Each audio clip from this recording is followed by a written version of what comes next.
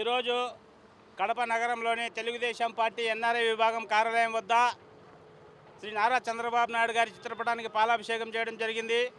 ఈ పాలాభిషేకం ఎందుకు చేయడం జరిగిందంటే ఆంధ్రుల ఏకైక రాజధాని అమరావతి అని రాష్ట్రం విడిపోయి 2014 తర్వాత ఆంధ్రుల రాజధాని అమరావతి అని చెప్పి తీర్మానించి అక్కడి నుంచి పరిపాలన సాగించడం జరిగింది.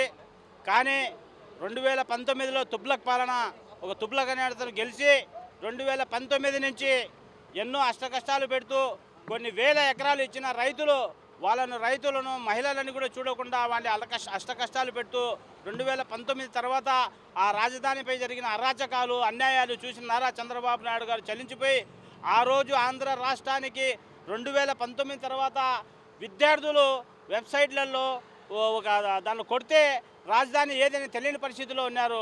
అటువంటి పరిస్థితి మళ్ళీ ఉత్పన్నం కాకూడదు. ఈ తుగ్లకులు సైకోలు ఎంతమంది వచ్చినా కూడా ఆంధ్ర రాజధానిని టచ్ చేయకూడదనే ఒక మంచి ఉద్దేశంతో ఆంధ్ర అసెంబ్లీలో తీర్మానం పెట్టి దాన్ని పార్లమెంటుకు పంపించి పార్లమెంట్లో తీర్మానం చేసి ఆ తర్వాత రాజ్యసభలో తీర్మానం చేసి రాష్ట్రపతి గారికి పంపించడం జరిగింది. ఎందుకంటే ఇది తుగ్లక్లు ఈ సైకోలు వచ్చి ఎవరు వచ్చినా కూడా ఆ ఆంధ్రుల రాజధానిని టచ్ చేయకూడదనే ఒక మంచి ఉద్దేశంతో నారా చంద్రబాబు నాయుడు గారు ఆ పని చేయడం జరిగింది. ఈరోజు మేము ఆంధ్రులుగా గర్విస్తున్నాం.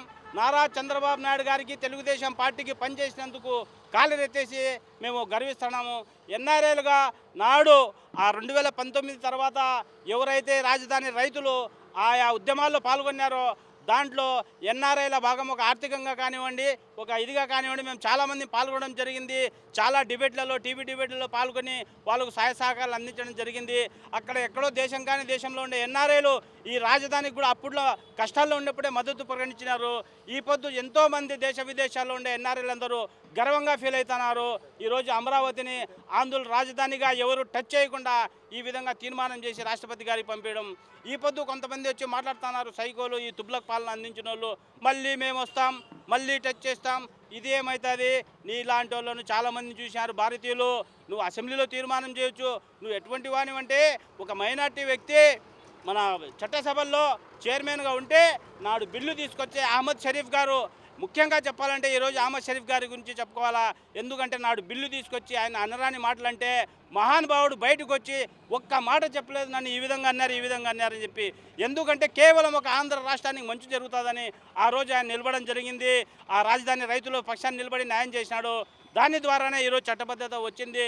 మీరు మాట్లాడతాం ఈరోజు మేము వస్తాం అసెంబ్లీలో తీర్మానం పెడతామని, జగన్ అని, మావి గన్నని, ఈ గన్నని, ఆ గన్నని, నీకు ఏ గన్ను లేవు. నువ్వు ఆ గన్నే ఇంకా గుర్తుపెట్టుకో జగన్మోహన్ రెడ్డి. నువ్వు అనుకుంటున్నావు నా పిచ్చి తుగ్లక్ పాలన మళ్ళీ వస్తుంది, నేను తుగ్లక్ పాలన చేస్తాను, నీ పాలన రాదు, నువ్వు రావు, ఇటువంటి మాటలు చెప్పుకొని కాలం గడుపుకొని నువ్వు ఈ మాటలు కూడా ఎందుకు అంటున్నావు అంటే నన్ను జనాలు మర్చిపోతారేమో. ఇటువంటి పిచ్చి మాటలు మాట్లాడితే నన్ను ట్రోల్ చేస్తారు, జనాల్లో నేను నానుతాను అని చెప్పి ఏందేందో ఏమన్నా మాటలు మావి కన్నా ఇది ఎక్కడన్నా ఉందా? ఇటువంటి మాటలు ఎవరన్నా వింటారా? కాబట్టి నీకు లండన్ మాత్రలు అయిపోయినట్టుండే, నువ్వు ఆ మాత్రలు తెప్పించుకొని వెంటనే వేసుకొని మీడియా మీదకి రావాల్సిందిగా కోరుతున్నాను.